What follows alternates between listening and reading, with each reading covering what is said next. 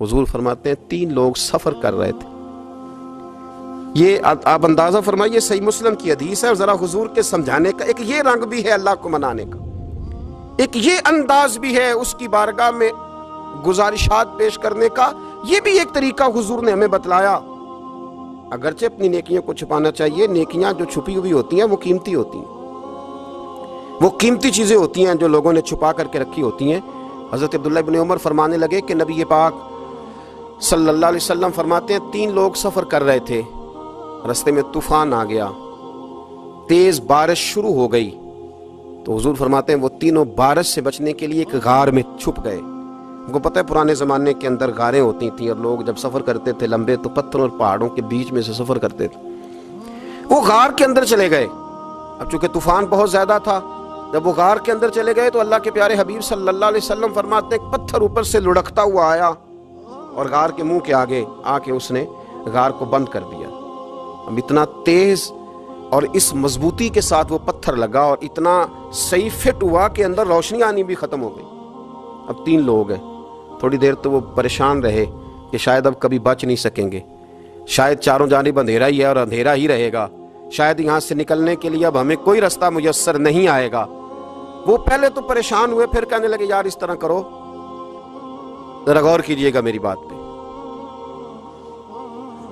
फरमाया इस तरह करो, अगर कोई जिंदगी में नेकी की है ना तो जरा उस नेकी को याद तो करो और याद करके उस मालिक के हुजूर अर्ज तो करो, वो करीम है, कोई आखो शायद मन जावे ते गल कम ततड़ी दा बन जावे, अर्ज तो करो। तो उनमें से ये आप अंदाजा फरमाइए, ये बात बयान कौन कर रहा है? ये मदीने वाले रसूल बयान कर रहे हैं, ये नबी पाक अलैहिस्सलाम ने बयान फरमाया।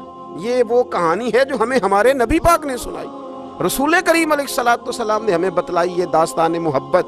हुजूर फरमाने लगे एक ने उनमें से हाथ उठाए और उसने अंदाज क्या छेड़ा, अर्ज करने लगा अल्लाह तू जानता है ना मैंने बकरियां रखी हैं, मैं गरीब हूँ, मजदूर हूँ, और मालिक तू ये भी जानता है कि मेरे बच्चे भी हैं, बीवी भी है, पर मैं जब भी घर लौटा हूँ तो दूध मैंने बच्चों और बीवी को पहले नहीं दिया, बूढ़े माँ बाप को पहले दिया।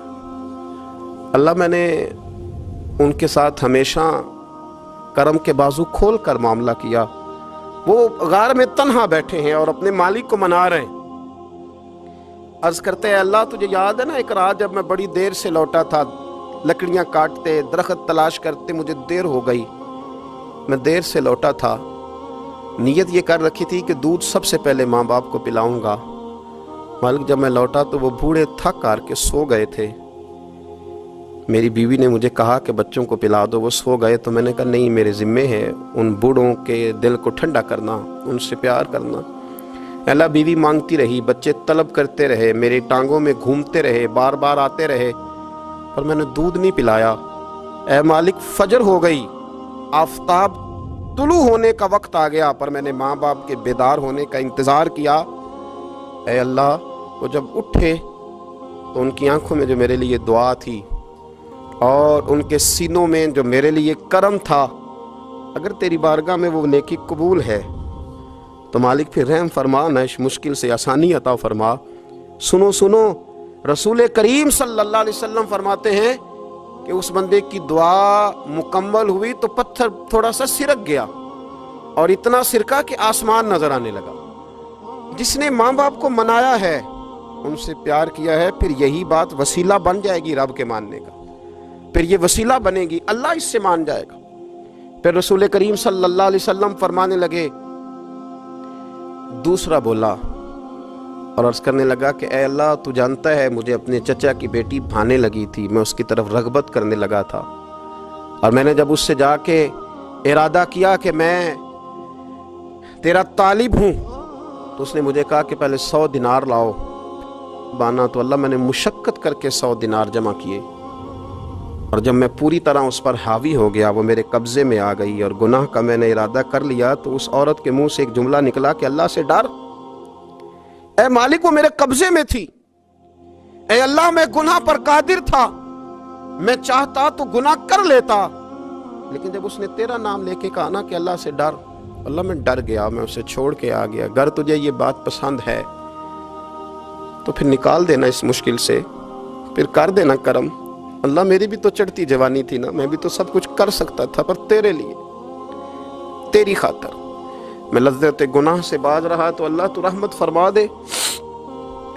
حضور فرماتے ہیں اس کی دعا مکمل ہوئی تھی کہ پتھر تھوڑا اور سرک گیا۔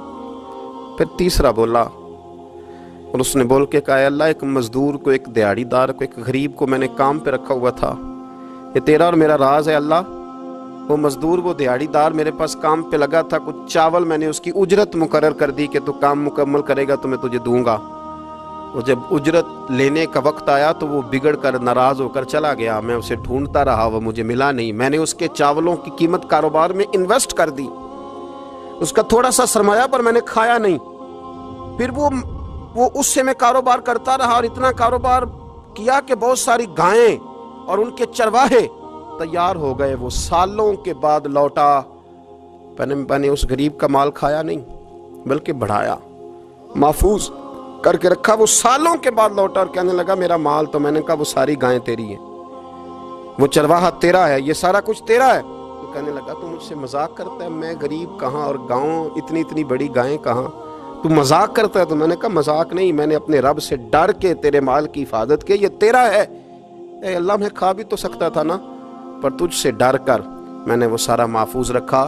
اللہ اگر تجھے میری یہ ادا پسند ہے تو پھر آج مان جانا، آج راضی ہو جا۔ اللہ کے رسول فرماتے ہیں اس کی دعا مکمل ہوئی تھی کہ پتھر لڑکا اور ان کے لیے رستہ بن گیا۔